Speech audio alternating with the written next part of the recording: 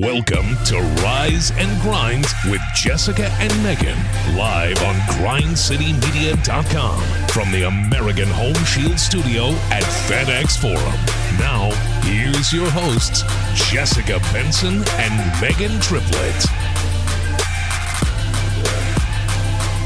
Hey, good morning, everyone. Time for Rise and Grind. I'm Jessica Benson, Meghan Triplett, CJ Hurt in the booth. I always thought that if you had a technical difficulty day in the media, you could just treat it as a snow day.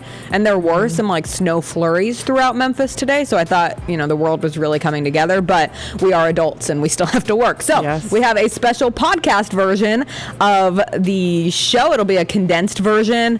We will have D'Angelo Williams on tomorrow's show, so we'll be able to talk to him about the amazing race. But here we are with you this morning. Here we are. The crazy thing is we're actually dressed. We look nice. The makeup is on, but you only can hear our voices. I've never experienced that before. I always thought if like a podcast, I could be in no makeup, some sweats, but I guess I have a sweatshirt on. I do have a leather jacket on. I have sweats on, and I have slippers on. I have a leather jacket, but lashes, all that is still here. And CJ still got his normal gear on as well.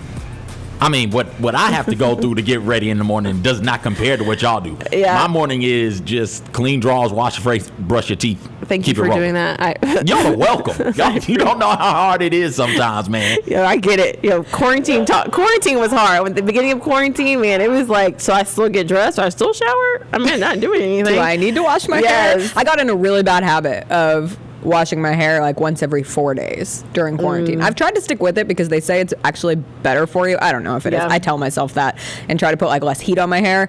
But I will say I did not put lashes on this morning because I was in a hurry and I was running late. So that benefited. But the rest of the makeup, I will scream about it the rest of the day that I put foundation on my face because I don't need it. You don't need it. I don't need it. But we still have a lot to get to. We still have a lot. We still got to do our Bachelorette recap because I did wake up at 5 a.m. this morning to watch the Bachelorette. We are going to do this damn recap. To give you this. So you are going to listen to what I have to say about the Bachelorette. Were you over there sending an email to our managers being listen, if there's technical difficulties, we have to find a way to do the show today because I did not watch this for nothing. Yes, as everyone knows, there's a DirecTV ABC issue going on. I feel like there's a lot of issues with cable companies and these networks. So I cannot do the antenna thing last night. I fell asleep really early, and so I watched it this morning on demand. It comes out the next morning. I checked at 2 o'clock this morning. It wasn't up. So I'm guessing it's between that.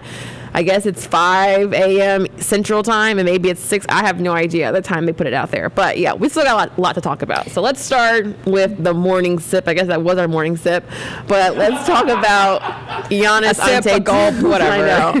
Let's talk about the big news coming out of the NBA. Giannis Antetokounmpo is getting paid. He signed a 5-year Supermax deal, $228.2 million contract. It's the largest in NBA history, and he is staying with Milwaukee Bucks. Look at you just rolling with that flex of Giannis Antetokounmpo so early in the morning. It's one of those teams always throws me. The I know, but you throws me. I can't hit it. You put the pressure on. I was like, oh yeah, we just call him Giannis on this show. I know. Well, because he got paid, I feel as if I need to say the whole name. Respect on the name. You got paid. But now, as we move forward, it's just Giannis from that day forward. But big news. I'm sure Bucks Nation, Bucks fans are super happy to hear this, and even the videos and the pictures that he posted of him wanting to say he said that this was an organization that took a chance on him, and this is where these fans and the city is his family, and he really truly believes in this organization. And I think for smaller networks, organizations around the country, it meant something. Even I was like, because you don't hear about these superstars wanting to stay in these not these big markets, cities like an LA, Miami, and New York. For Milwaukee, and Giannis has really built this Bucks team into being this Bucks team, and it starts with him. And the fact that he's going to, potentially be there for 5 years, maybe even more than that, that's exciting. It's exciting for small markets everywhere. This is big, and obviously we connect everything back to the most beautiful land in the world, Memphis, Tennessee, but in the current stage of the NBA, where it's all about big market cities, big market stars, super teams coming together to go win championships, for Giannis to really look at his situation in Milwaukee and be able to blend the loyalty that we know Giannis has, but he was a little conflicted, and that was what was kind of delaying a decision, because he wants to win. He is the ultimate competitor, and he has established that he can win with this team and at least make it to the NBA Finals with this team. And we will see if he is able to do that. But a huge win for the city. You love to see kind of that like simpatico connection there, and to see that continue is cool. We'll see if Drew Holiday is that solid like number 3, number 2, Chris Middleton, how the three of them come together and compete in the East and ultimately the rest of the NBA this season. $250,000 is a lot to turn down. So yeah, we want to win. And an interesting thing that happens when we have these conversations about players, people kind of project onto them what they're thinking and what their feelings were. And mine was not, oh, that's incredible loyalty. That's $250,000. I can't, no matter what the team does, I'm still Giannis. I can get us to the second round of the playoffs, but $250,000, I can't turn that down, man. That's a lot of money. Yeah, I can't imagine even having the offer to even turn it down or even to consider that type of number. I said $250,000. I'm sorry, $250 million. Yes. Of $1 billion. No, I can't turn that down, dog. Billion with a B. But we've seen players turn down money. Like that's the thing in this day and age. Like when the money is so big, like it's hard for us to say what's the difference of a couple $1 million. But we've seen other people turn that down. I just think, this is one of the biggest storylines going into the season. Now we don't have to deal with him being the hottest free agent in a minute next summer. Don't have to deal with trying to figure out where he's going to land. We know where he is, and he stays put. I read Malika Andrews had a really good piece about him up at ESPN, just talking about like the work he's putting in this offseason because he hasn't been able to get it done in the playoffs. And even just talking about his work ethic and trying to improve on free throw shooting, he like raises the stakes for himself in practices. And so when he shoots free throws in practice, he does it between drills, so he's like winded and put it in a game-like setting. But he does it where if he misses, his wife was having to run sprints while holding their son. That's terrible. Isn't that awful? I was like, from the wife's standpoint, I was like, yo, like I'll be mad at you. Like I can fake being mad at you without having to run carrying the son. Wow, that's an aggressive way to go about it. That is taking. I don't know if I would trust my significant other no that much. Hell no. But it is Giannis, right? It is Giannis. I have never experienced someone like Giannis, right? Because and then I know that from the standpoint of of his girlfriend, she is also athletic as well. I know she's really into basketball, and so maybe that's like something that they have going on. It's like that partner workout, and the fact that the great thing about that is like that story is that the son's there. In my picture, I'm just like, man, this is. He's like laughing, having a great time. but even having your son a part of that, I mean, obviously the son's very, very young, but still, it's kind of like like basketball is ingrained in his family, and I think the one thing he kept saying over and over again, and even Malika said on SportsCenter, was like family based, and I love the storyline of like when Giannis first came to Milwaukee, he sent his whole entire paycheck to his family, and the fact that he was walking to practice and people would stop and give him a ride, to me, like that shows you kind of. I've never been to Milwaukee before. I've spoken to Zora Stevenson about it, and she talks about how the city really, really just loves everybody, and it's a great place. So I'm like, man, could you imagine seeing like Ja walking and like a random like, hey, let me give you a ride. I know times are different right now, but still, like, man, like that just shows you like how much like love there is out there. Rise of small market. These are the experiences that you just can't get in a Los Angeles, in a New York. And listen, like that's no knock to those cities. They're wonderful cities too. But like you really get that family vibe. We were talking before the show. There's that awesome new Ja Morant mural on the side of Slim and Huskies. Like someday Ja Morant's going to go get a piece of pizza there. And someday the people in this city are going to happen to be in the same place at the same time eating some pizza alongside Ja Morant. And that's cool. That's connectivity. That's why it just feels different. So props to Giannis for getting paid, and props to Milwaukee for figuring things out for the foreseeable future and having the face of their franchise stay. Real quick, back on the running with the baby thing. If she trips and falls with the baby, whose fault is it? It's Giannis's for missing the free throw. It's Giannis's fault for missing from a significant other standpoint. I would absolutely put the blame, and for having the whole like thing as an ordeal in the first place. I wouldn't trust Chris to make a layup. in order to not. And like he's good. I don't want to knock him. He's good at basketball, but yeah, no, we're not making that deal in our household. Yeah. All right, let's now get to some Memphis Grizzlies news really quickly. Obviously, the Grizzlies will be back in action on Thursday when they continue their preseason to take on the Atlanta Hawks. That's right here at FedEx Forum. We did find out yesterday that the Grizzlies signed guard Zaire Smith and forward Benny Boatwright, and they have also waived Jalil Tripp and Marco Guduric. Benny Boatwright, USC. My mom, my mom already texted me. She's like, "Oh, I can be an even bigger fan of the Grizzlies now," because like USC had their little tweet. Congrats to Benny Boatwright. And I know he was with the Hustle last year. I'm really excited about Zaire Smith. I think it's funny. People are constantly making the joke, but it continues to happen that the Grizzlies front office just has to be so tapped in. The entire board just fell down. I didn't do anything. It just fell. I put my foot on it. Those cookies are really adding up quickly. But NBA Twitter is like in love with this idea of Zaire Smith not having been able to show what he could be. I mean, this is a guy who was the number 16 pick, and nothing has gone his way since. He broke his foot. He had that allergic reaction. He lost 40 pounds and has had to rehab back. And when the Pistons signed him and then quickly waived him after, there was a large group of NBA Twitter being like, why? What are you doing? Why would you not take the chance on this guy? Because if he could reach the potential that we saw back in the draft, back at what he was at Texas Tech. I remember that NCAA tournament game. Who were they playing? Florida. It was like a classic, and I think he almost had a triple-double or something in that, but just like a super athlete. And I think it's cool. So once again, Grizzlies taking a little chance on someone who could pan out if he can stay healthy and kind of reach his full potential. Yeah, I mean, I think it's also great when you hear, because obviously, Desmond Bane coming from the Big 12 and what he did, and maybe you don't know much about Zaire Smith, but however, you think about that Big 12 connection. When we already have Desmond Bane, we also have Xavier, and then you add on to the list of these young guys who you think can be something, especially when it comes to a long term. It can also, I hope that he gets some playing time, on Thursday or Saturday, because I think it could be something there. And I don't know if maybe Desmond and Zaire, maybe they could be are they friends? Do they know?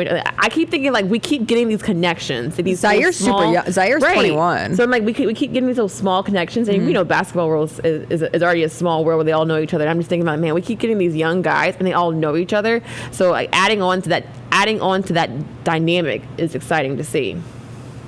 I like it. We'll see how it goes for the Grizzlies. We'll have a preseason game tomorrow at FedEx Forum against the Atlanta Hawks. So obviously they're going to have to start practicing and getting into the mix of things, but we'll see when we eventually could see them on the court and what they could do for the hustle this season. Are we taking breaks in this thing? I don't know how we're doing it. We're just going straight? We're just keep going.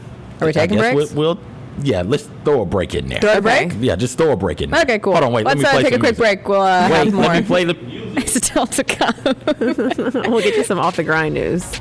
We'll be right back.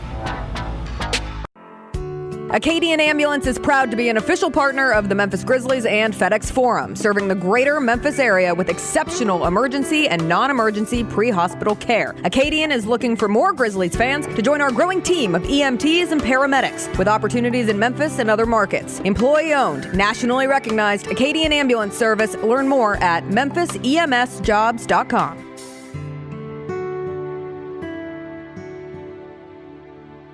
Have you been told that you snore loudly, making choking noises, or gasp for air while sleeping? If so, you may have obstructive sleep apnea. 1 in 4 adults in the United States has obstructive sleep apnea. If left untreated, it can cause morning headaches, daytime sleepiness, high blood pressure, heart attack, stroke, or diabetes. Call Mid-South Pulmonary and Sleep Specialist PC, the official pulmonary and sleep practice of the Memphis Grizzlies, at 901-276-6507.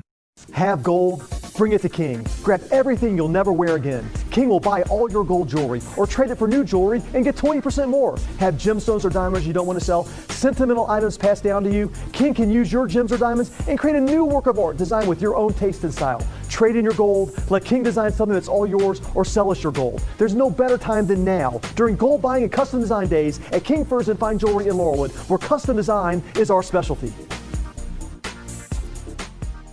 In a time when preventative care is more important than ever, routine oral and eye checkups could save your life. That's why Delta Dental of Tennessee offers dental and vision plans starting at less than $1 a day. Our large network of dentists can detect 120 signs and symptoms of diseases before they're life-threatening. Keep your healthcare costs low and your health at an all-time high with the power of preventive dental and vision plans from Delta Dental of Tennessee. Choose your health first. Choose Delta Dental. Need some barbecue nachos, brisket, ribs, maybe a cheese and sausage plate? The Rendezvous is now open for curbside and carryout. They also deliver through a few of the popular delivery apps. While not much changes in that alley basement, you will see a few small differences and additions. They are open from 11 a.m. to 8 p.m. Tuesday through Saturday, and for the first time ever, they have desserts, key lime pie tarts, chocolate chess pie tarts, and so much more. Spend some time downtown and visit our friends at The Rendezvous, a family-owned restaurant in downtown Memphis Alley since 1948. Toyota Thon is on with huge savings on the last of the 2020 Camrys. Get $2,000 customer cash off your best deal on Camry and Camry all-wheel drive. Get $3,000 off Camry Hybrid. Or you can lease a Camry LE for $199 a month for 30 months with $29.99 due at signing. With approved credit through TFS, tax, title, and license extra. Offers end November 30th. Call 1-888-36-TOYOTA for details or go to buyattoyota.com. Toyota, let's go places.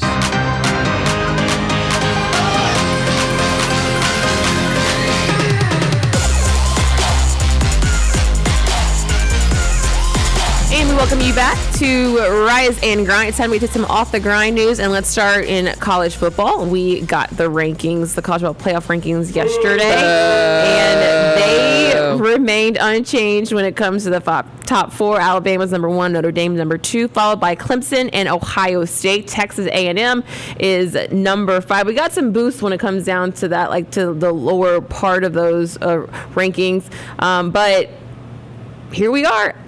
I'm not shocked, but Ohio State's still number 4. It's still number 4 in this. I was mad last night. You were. I'm mad this morning. What made you more mad? I will continue to be mad. Where should we start? Let's start with Iowa State. Mm-hmm. Iowa State moves up to number 6. Mm-hmm. Iowa State, a team with 2 losses, including one to Louisiana by 17 points early in the season. Meanwhile, Louisiana way down yonder at number 19, but Iowa State is up there. Then we have Florida. I don't know if people remember, like, it might have just slipped your mind because the Monday Night Football game ended up being such a great football memory, but we had a great college football memory over the weekend because Florida lost to LSU, which is a bad team. Mm-hmm. And they threw a shoe, so they should just be, like, disqualified. I just make up new rules as we go because apparently that's what we're doing. My issue with it is that when asked about it, and Nicole Auerbach, who we had on the show earlier in this college football season, she did the people's work and asked College Football Playoff Chair Gary Barta the most important question. She said, when Iowa State loses to Louisiana and Florida loses to an unranked LSU team and they don't play a role in the rankings, what's the point of playing games? What is the point of playing games? Like, it doesn't make sense because you're essentially saying... He said that something along the lines of Iowa State beat 2 ranked teams was what he said. So they beat Texas and Oklahoma, to which I would like to counter that Coastal Carolina might always go to, but Coastal Carolina has beaten 2 ranked teams in BYU and Louisiana. And then he came back with in the Coastal Carolina case, said, well, they struggled against a 5-6 Troy team. They won that game. Florida struggled against a 3-win LSU team. They lost that game, and they're still ranked 7th. Dropped one spot. And I was thirsty for college football at the beginning of the year. So I watched that Louisiana-Iowa State game from start to finish. And Louisiana didn't just beat them. That score does not indicate, and it was a 17-point game. That score doesn't indicate how dominant Louisiana looked in that game at Iowa State. They made Iowa State look slow, made Iowa State look unathletic. They ran through them, and Coastal beat that team. And Iowa State is how? How does that work in your mind? In your mind, what is this? The group of 5 have no shot ever of getting in. No. Like none at all. And then on top of that, the Cincinnati element of it, like, so Gary Barta comes out and says, well, we haven't seen Cincinnati play since November 21st. So they drop down a spot. Ohio State, we've seen them play one time since November 21st. So you're saying that Ohio State can just stay packed, and I get it. The brand of Ohio State, the Ohio State, is incredibly strong in the college football world, but your arguments fall apart when you just think about them. Like, it's completely a facade of what you're making these decisions based off of. And USC, I've said it a billion times, like, I don't want USC in the college football playoff this year, but they are 5-0, and they are so out of the conversation, it's ridiculous. Yeah, I mean, I get the frustration with it, part of it. And my eye is twitching. I'm so frustrated. I saw a lot of people tweet about it. I'm not shocked, and I guess I'm shocked at how shocked everyone else is, because I'm just like, we knew the college football playoff committee didn't have their stuff together. We knew they didn't have their stuff together. They haven't been able to answer questions, and like, this isn't the first year they haven't been able to answer questions and like what they evaluate. We knew the criteria did not make sense. We knew that they didn't really know. Every week that we go further along to this, it makes more or less sense. So it's kind of like one of those things that's like, we know kind of what they look at. We know the criteria is very different for various schools depending on what conference you're in, and depending on if you have a the in front of it or not a the in front of it or not. So it's not shocking. I do think it makes this, especially for the Big 12 championship game, that makes it a lot more interesting. And how these conference championships play out, the college football playoff committee, if they have any craziness that happens this weekend in college football, they're going to put themselves in a deeper hole. And I cannot imagine how they communicate, like how they sit there and say, yeah, let's just do that. Yeah, maybe. I mean, this is a year, and I know we've like discussed it, and coaches have gotten upset about it, but this definitely is a year. It has proven us like how things have been handled. There's an asterisk next to it. Even if you win it all, I don't know if this is a year you're gonna be saying, yo, but 2020 we were the champs. You might want to just keep that a little secret, because it has not played out. It has not made any sense. One of the things the pandemic has done is expose flaws in various systems, and it's exposing this flaw to the T right now. And what they have set up is, because where's Oklahoma? This Big 12 championship game, if anything weird happens, they have set it up to where they can say Oklahoma beat Iowa State in the conference championship game, assuming Oklahoma wins. If they win, they lost to them earlier.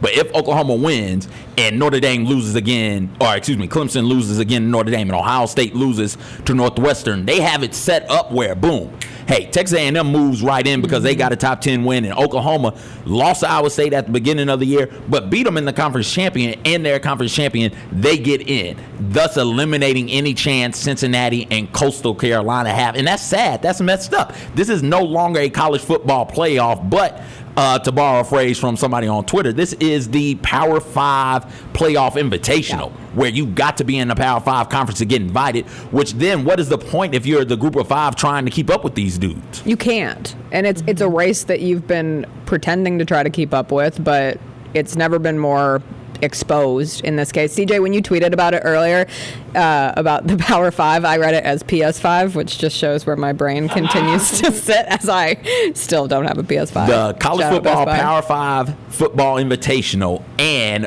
playoff privilege, new things in my vocabulary, because there are programs, Ohio State being one of them, that are privileged, where if it was Indiana, if the shoe was on the same foot and it was Indiana in that spot, they drop Indiana. But because it's Ohio State, they're keeping Ohio State there because of the name. It's just infinite proof.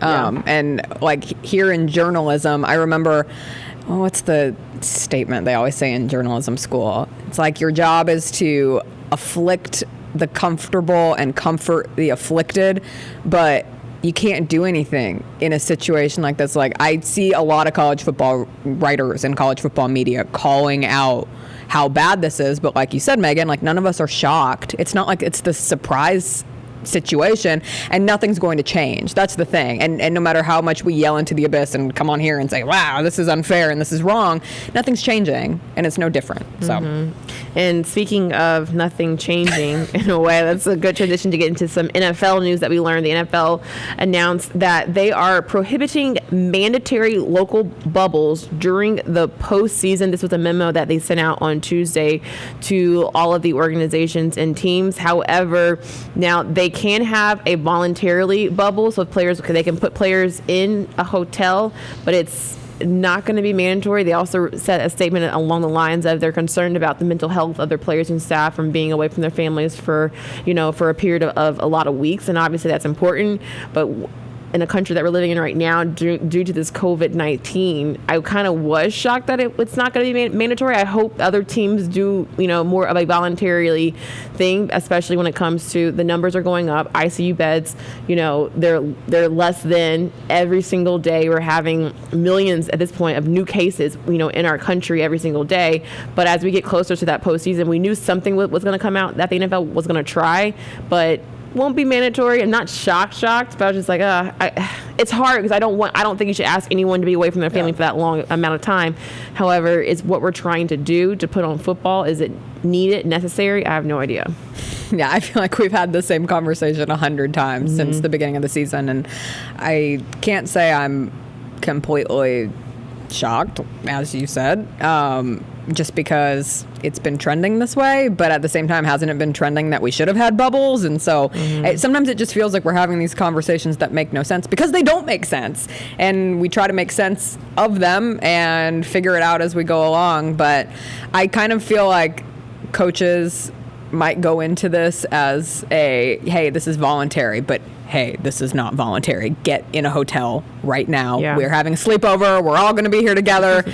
You can wink, wink, nudge, nudge, go home. No, you can't. I had a voluntary practice my freshman year. Me and too. That was the first time I realized workouts. that voluntary did not mean voluntary. No, it's not. Where are you going, CJ? Home. What about voluntary practice? Oh, it's voluntary. Yes. Is it though? You said it's. I'm confused. Do you want me in there or not? It's not. It's just kind of like how your mom gives you an order. It was like, along the lines of like, hey, you could, wash dishes. And you're like, oh, okay, yeah, I don't want to. You're like, no. Like that was not like a you could.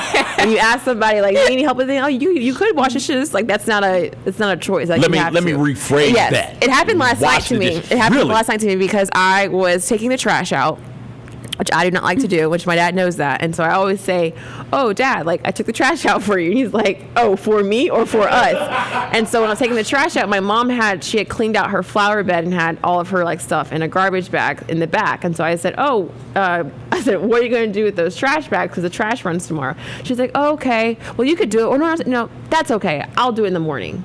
But I knew it was I'll do it in the morning, Megan. You walk your butt out there, take the bins out there, and go take the trash bags of the dead plants. I knew that. So but it took me 30-something years of my life to learn this, though. It wasn't mandatory. It was not. You've learned. So I learned. I feel like that might be. I know one thing. If my mother had woken up this morning, I would have gotten a text message from sitting right here and saying, you could have, you won't even help nobody, you selfish. I would have gotten that text. So to avoid it all, I did it. We put a roof over your head, Megan. For free. Still. The NFL is too busy figuring out their plans for the wild card games, and one of them, the extra one, a reminder, the NFL playoffs are expanded this year, and that extra wild card game that is supposed to be on CBS, it will also be on Nickelodeon. Yeah. This is where I'm sad that this is just a audio podcast, because I was really hoping to show the visual commercial previewing this event, but there will be slime dumps in the end zone. They have googly eyes on players. They're going to do some animated highlights. It's going to be hosted by Von Miller, probably under a pineapple, or in a pineapple under the sea. I really botched that SpongeBob reference there.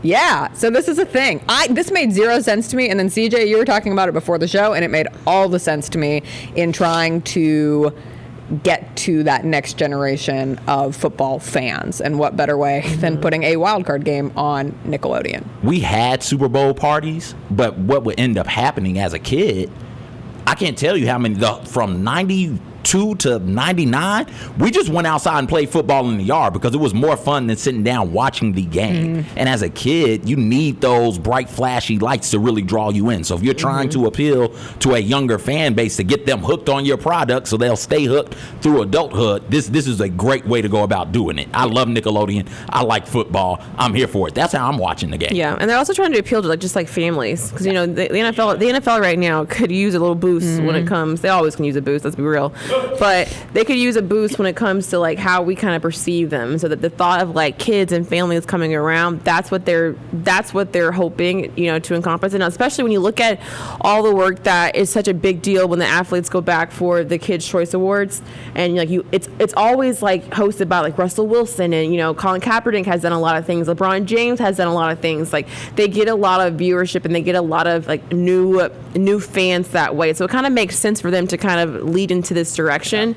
I'm sure a lot of parents are probably thinking I don't know if I want my son to watch some NFL, because I know some people are kind of iffy about that too. But that helps with that, right? Yeah, it could. Yeah, I think that's the thing. It's if you take the sinister side of it, it's dressing up the NFL in candy for kids to come in and kids who are so obsessed with video games right now, and more kids are getting on a computer or on screen time than ever before. God, I sound old. But children, as we try to continue to get them to play sports and get into athletics as opposed to just what's at their disposal with video games, I mean, this is it. This very much feels like candy cigarettes. That's what they're trying to do. They're trying to get these kids hooked on this product, but they know, to your point, Megan, they know families aren't going to sit down with their kids to watch playoff football because of how violent that is and how gruesome some of these injuries are. Just think about what that Dak Prescott injury might have done. Yeah. So how are you going to do and we see that in football almost every week. How are you going to hide that from the children? This is I'm here for it. I can't wait to see how they dress this up. It's a start, and so I can't wait to see kind of how it all plays out. We did get an update in college basketball news about Keontae Johnson. The University of Florida released a statement from his parents saying that Keontae is in stable condition. He is breathing on his own and speaking with us, with his doctors here at University of Florida Health. He even FaceTimed the team, and they feel so much love and support from everyone, and they're beyond grateful for the care and attention that Keontae has received throughout the past several days. My heart is just bursting. I'm happy to hear that not only is he breathing on his own, but he's able to his team was able to talk to him, able to FaceTime him, and so you're still praying for a speedy recovery and praying that everything is A-okay. And send the best out to him and his parents. That's one of those things where it hits your timeline and it's just oh, thank God. Yeah, seriously. I mean, everyone was waiting for that update. I have gone to the basketball Twitter page so many times. I'm just waiting for something. Please, I want some good news too. I really want something great, because we haven't. It was silent for a while, and so everyone got a little. Obviously, when you don't hear about something, you're nervous and you're scared. But this was the update. You're just the breathing on your own, and then the team got to talk. He's talking. That's oh, I love it. Yeah, that's another thing that we love out of college basketball happened last night. Stanford coach Tara Vanderveer is now the winningest coach in women's basketball history. Stanford beats Pacific last night, and it was Coach Vanderveer's 1,099th win of her career. Pat Summitt previously held the record. You saw a nice shout out from the Tennessee social media department congratulating her last night on this achievement. She's been there since 1985. That is a long time at one school, and you don't see that often. No, and the success that she's had is tremendous. So big props to her. Real quick, how old were y'all in 1985? I was not born. Yeah, nobody on this show was born in 1985. That's wild. Yeah, that is weird. Amazing. I saw she FaceTimed her mom after the game, and she talked to her mom. And her mom was like, "Well, I sent you a text. You didn't respond." She's like, "Okay, Mom, I'm gonna listen. Make sure you read it." She's like, "I'm so proud of you," and seeing her her athletes kind of come around her. They had a banner, and she was still coach. She was like, "Y'all had me nervous for a second there," because Pacific cut it to 6, I believe. It was 6 at one point. She was like, "Y'all had me very nervous," and I was like, "Oh man, they're gonna be so embarrassed because we knew this was gonna be the game." Yeah. And obviously they're playing Pacific, who's not ranked, and you kind of not saying you assumed to win, but she was like, "You know what?" But then you pulled it out in the second half, and I'm just so happy you guys got it done. So she was still coach, so she's still nagged on them, "Y'all kept it too close. Don't do that again." She had the sweet robe also. Yeah, she did. And I read somewhere, she was giving $10 for every win to the food bank for this holiday season. So that's a cool added on to really round out just obviously a good person to be coaching young women at Stanford. And she's changed a lot of lives and had a lot of wins. So we're going to take another quick break. And when we come back, we're going to allow Meghan to talk about The Bachelorette because she did the work this morning and she deserves to talk about it. Acadian Ambulance is proud to be an official partner of the Memphis Grizzlies and FedEx Forum, serving the greater Memphis area with exceptional emergency and non-emergency pre-hospital care. Acadian is looking for more Grizzlies fans to join our growing team of EMTs and paramedics, with opportunities in Memphis and other markets. Employee-owned, nationally recognized Acadian Ambulance Service. Learn more at memphisemsjobs.com.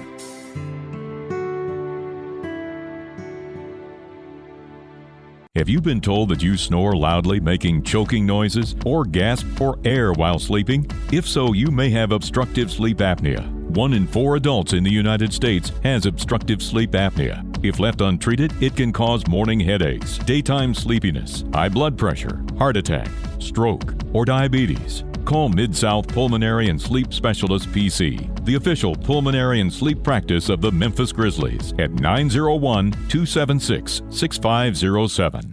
Have gold? Bring it to King. Grab everything you'll never wear again. King will buy all your gold jewelry or trade it for new jewelry and get 20% more. Have gemstones or diamonds you don't want to sell? Sentimental items passed down to you? King can use your gems or diamonds and create a new work of art designed with your own taste and style. Trade in your gold, let King design something that's all yours, or sell us your gold. There's no better time than now during gold buying and custom design days at King Furs and Fine Jewelry in Laurelwood, where custom design is our specialty. In a time when preventative care is more important than ever, routine oral and eye checkups could save your life. That's why Delta Dental of Tennessee offers dental and vision plans starting at less than $1 a day. Our large network of dentists can detect 120 signs and symptoms of diseases before they're life-threatening. Keep your healthcare costs low and your health at an all-time high with the power of preventive dental and vision plans from Delta Dental of Tennessee. Choose your health first. Choose Delta Dental. Need some barbecue nachos, brisket, ribs, maybe a cheese and sausage plate? The Rendezvous is now open for curbside and carryout. They also deliver through a few of the popular delivery apps. While not much changes in that alley basement, you will see a few small differences and additions. They are open from 11 a.m. to 8 p.m. Tuesday through Saturday, and for the first time ever, they have desserts, key lime pie tarts, chocolate chess pie tarts, and so much more. Spend some time downtown and visit our friends at The Rendezvous, a family-owned restaurant in downtown Memphis Alley since 1948. Toyota Thon is on with huge savings on the last of the 2020 Camrys. Get $2,000 customer cash off your best deal on Camry and Camry all-wheel drive. Get $3,000 off Camry Hybrid. Or you can lease a Camry LE for $199 a month for 30 months with $29.99 due at signing. With approved credit through TFS, tax, title, and license extra. Offers end November 30th. Call 1-888-36-TOYOTA for details or go to buyattoyota.com. Toyota, let's go places.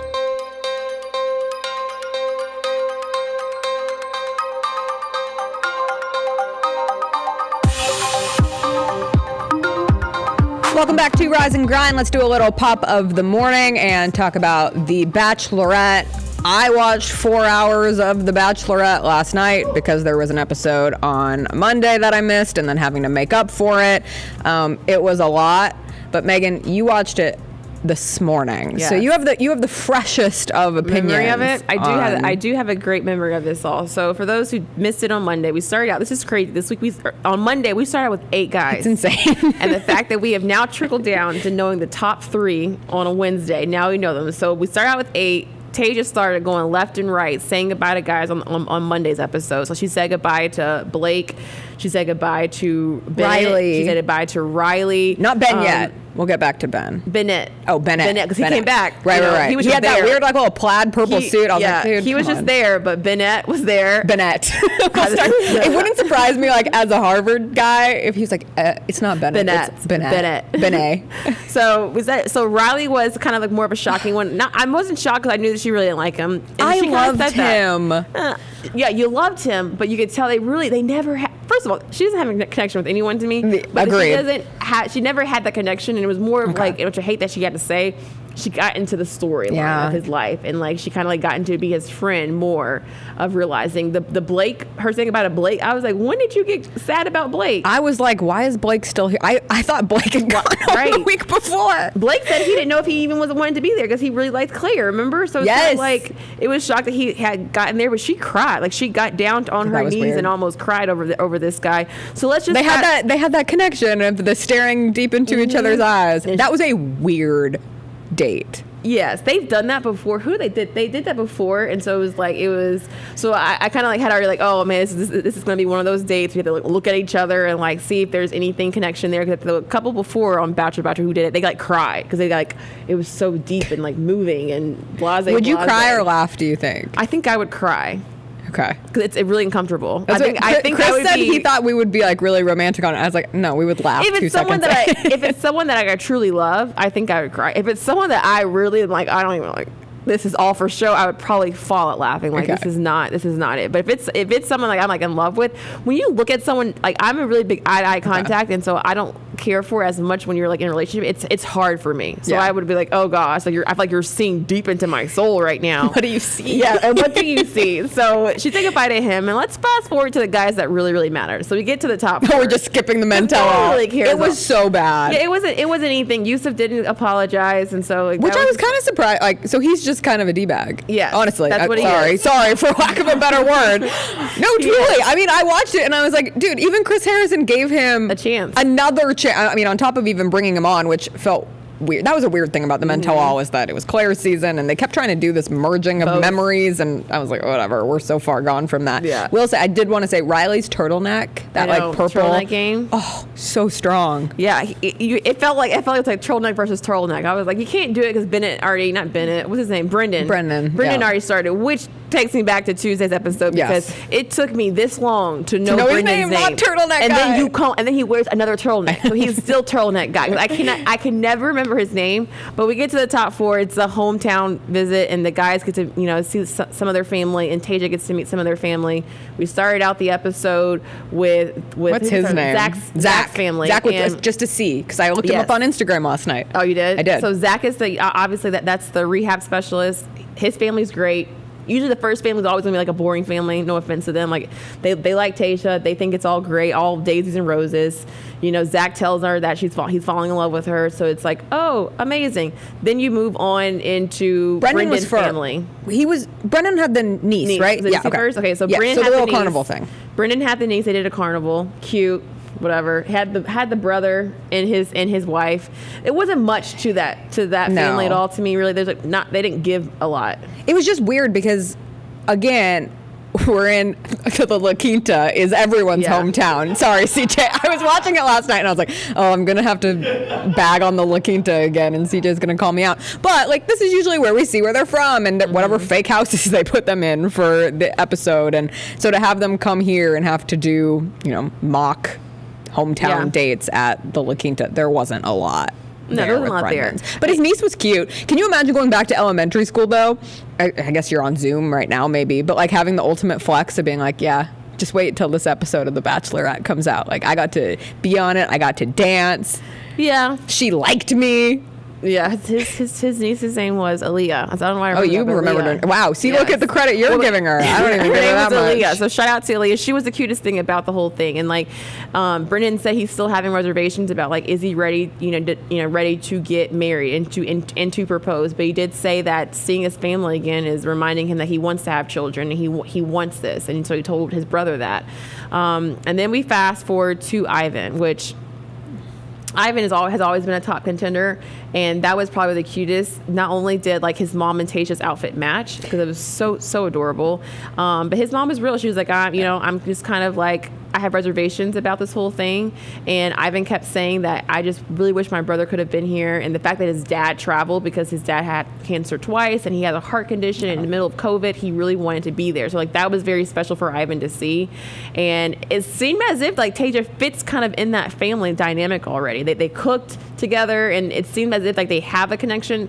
It's a matter of like how deep does she really like this guy? That's the next part of it. And then at the end of it, it's surprised that his brother is there. And that was the biggest moment of seeing his older brother come in and say like how special Ivan is, and Ivan crying, over it, and seeing them sit down for Tasia and saying that like, Ivan speaks so highly of you, and I know that y'all's family is strong and like y'all love each other. It was a cute little hometown, I guess. It was. It felt like a family. Yes. And that was nice to see. And we've already seen Tasia and Ivan have like the important conversations when they went into Black Lives Matter and talked about incarceration, and we talked when that happened about how like nice it was to see actual relationship conversations occurring on The Bachelorette as opposed to a lot of the surface level stuff that we tend to get dragged up in on the show. So that part of it was nice.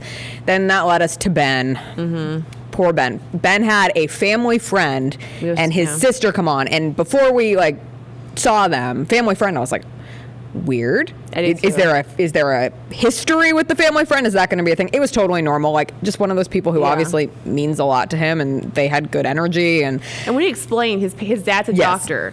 So that's why his parents couldn't come, because obviously his dad's a doctor. Has bigger and better things to be doing, more important things to be doing right now. Helping us fight this pandemic. So that's why he couldn't travel. So that made sense. I think before all this, I was like, how are families able to fly here, quarantine for the 7 days in La Quinta, and they not see each other? So that made sense. And then he also had a sister who he's talked so highly about, who kind of helped saved his life in the matter of like during his depression and his eating disorder. And so it would to me, it started out good. It started out really, really good. Yeah. And then he couldn't say the words. Yes. And it ended not great. And he even struggled saying, like, when the family friend was asking him, do you love her? And he couldn't say it to the family friend. And it was the family friend kind of being like, no, like, I see you. You do love her. I see these feelings that you have. And he was like, oh, you know what? I do. But then when it came to telling Tasia, and Chris and I were just sitting on the couch like, say it! Yeah. Like, just say it, dude! Come on! And he couldn't do it. And it ultimately led to the end of Ben. And she sent him home. And I think what was hard to watch with Ben, because I've had quite the journey with Ben. I didn't particularly care for him early on. And then, again, kind of falling into the story, similar to what Tasia ended up with Riley. His story was so inspiring in the way he opened up, and they did seem to have some chemistry. I'm with you. I'm not sure about Tasia's chemistry or if she belongs with any of these guys necessarily, but it felt like they really at least were listening to each other and liked each other. And then he couldn't even say it after she sent him home and couldn't present that emotion. And we know he's an ex-military guy too, and that kind of, you know, not to fall into stereotypes, but sometimes they struggle with showing emotion, and I felt like that's what we were seeing. I felt bad for Ben too, because I liked Ben. I think my top three would have been Ivan, Ben, and Zach. And so like the Brendan turtleneck guy, I don't even know much about the guy besides they were a turtleneck. But he was divorced, and I feel like she weirdly has really attached to that ever since she found that, because she's divorced and he's divorced, and they just really bonded over that. Zach's divorced. Not making fun of it. Was that one of the things on the list of probably maybe she was looking for in a man? Maybe it was, but I will say that, for Ben, I think I felt more bad for him, because I think from someone who's like, I don't know how to express myself when it comes to like that way, because I think some people are like they're more mature in that, and so it's kind of a matter of, and that's what relationships are like. You sometimes have to pull each other into that, and I think that to me that's a good sign if you can, but it also shows that Tasia doesn't want to do that. She's like, I don't want to spend any time pulling to make sure that, do you love me, do you want to be with me, and that can be complicated. I felt bad because, and then at the end when she was like, he didn't even give me any emotions, like he didn't even cry. I'm like, you said goodbye to him. I hate when people break up with you and they expect you to be like, don't break down. I'm like, don't shut off from me. You just broke up with me. Now you want me to like cry about you in front of your face? Like, I hate when people. I think when she watches it back, she'll feel bad about it. Yes, because you're shocked. Like, and then when he gets in the car, his mouth couldn't say anything. So I know. you know what? I want the best for Ben. I feel for Ben. I don't think he's ready for marriage, and you can tell he's not ready for marriage. I don't think he was ready for that, for what Tayshia's looking for. I think Tayshia's rushing it anyway. The season is rushing it. For Pete's sake, we're ending next. When I saw that we have another Monday, Tuesday, all right, let's finish this thing up next week. I was like, Christmas was when they said that January for that, said this season's not going to go well. They got to be done before Christmas. So we're going to see them guys go left and right, and it's not going to feel that close connection as we normally kind of feel. But I have no idea. I think my top two are Ivan and Zach. I would love for it to be Ivan. I don't know what it is, but she's got something with Zach. I know. But I don't understand, but it's not me. So he's got a lot of things in his life. But his personality is like, it's fine. Yeah, it just surprises me. I did like their little like fake New York cab ride, hail, whatever. And the bagel thing. Okay, but wait, we do have to talk about the fact that Tayshia put blueberries on a bagel with cream cheese. I'm not a bagel person, so I don't even know what's like necessarily approved. That's just bagel. weird. That was just strange. You could have a blueberry bagel, and then like, I'm also weird in that I don't like cream cheese on my sweet bagels. I only like cream cheese on like a normal bagel, but I would not put. You've never had cream cheese? Have you ever had cheesecake? No. Really? I don't understand it. So wow. I love cream cheese. I could eat cream cheese. You've never had cheesecake? Mm-mm. Cheesecake is absolutely delightful. I never understood it because I don't understand what cheesecake is. It's cream cheese. I told you guys this. I don't care for cheese like that. Like, I can't eat cheese like by itself. I think it's weird. I think it's like cheese on a sandwich is fine. Queso is fine sometimes, and I'm very particular about how much queso goes on my chip. Not a lot. It's got to be like it's a science to it. So, and then when you see cheesecake, I'm like, cheese and cake. Is. Cream cheese, sugar, powdered sugar, whipped cream. It's really, really good. We do an Oreo cheesecake, a golden Oreo cheesecake, where we use the golden Oreos as the crust. That sounds disgusting. Oh, it's so good. I've been trying to go to Cheesecake Corner since I moved here. You got to catch them on the right time. I know, and the right day. And she knows it. Exactly. My parents know that. If you being here, you knew like. Yo, you just gotta catch them right time. There's no time. I can't tell you the time. No one knows the time. But the number of times that's how you know the business is good. We have thought that we've got it figured out, and we all be like, back in the day when you could go to movies, we would go to a movie and be like, okay, this is gonna be the time. Coming out of this, Cheesecake Corner is supposed to be open. Let's go. Let's get a piece of cheesecake. No. Originally, when we were both off on Tuesdays and Wednesdays, it's never open on Tuesdays and Wednesdays, so that was a wash. That was just not going to be a thing. But I want cheesecake. Well, we'll figure that out. Maybe we'll figure it out before Christmas of a holiday special. Maybe they're listening and they'll say, okay, Jessica. We'll just have to set up. I don't think they care. Yeah, just set up out front. Yeah. And do the show out front. Wait for them to come open the door. If you can wait in GameStop line to get a PS5, you can wait for a cheesecake. Do you see me waiting in GameStop line to get a PS5, Megan? I'm just saying. Or wait online. That requires a simple refresh. Looking at bestbuy.com. Who's going to be next? What website am I going to waste my next entire day on? I don't know. But anyway, thanks everyone for listening to this podcast edition of Rise and Grind. We hope to be back tomorrow. The lineup that we have for you today is going to be our lineup for tomorrow. We'll have D'Angelo Williams on, and we'll have Rob Fisher. So it's even better because the Grizzlies play tomorrow. So Rob Fisher will preview Thursday night's matchup for D'Angelo Williams. We will know who is the winner of Amazing Race, and we'll see if D'Angelo Williams is still salty or not salty, once we kind of like see the whole thing. So we'll be watching Amazing Race tonight. I think Real Housewives of Salt Lake City come on tonight, so maybe I can catch that if I'm not asleep, since I got so much sleep last night, but I woke up early, so I don't know. I'm like 4 episodes behind on Real Housewives of Salt Lake City. I watched one, but I need to come back. Yeah, that one I can still DVR and fast forward the commercials. But Tigers play tonight too. Who? Memphis. Oh, it's right. Oh, right.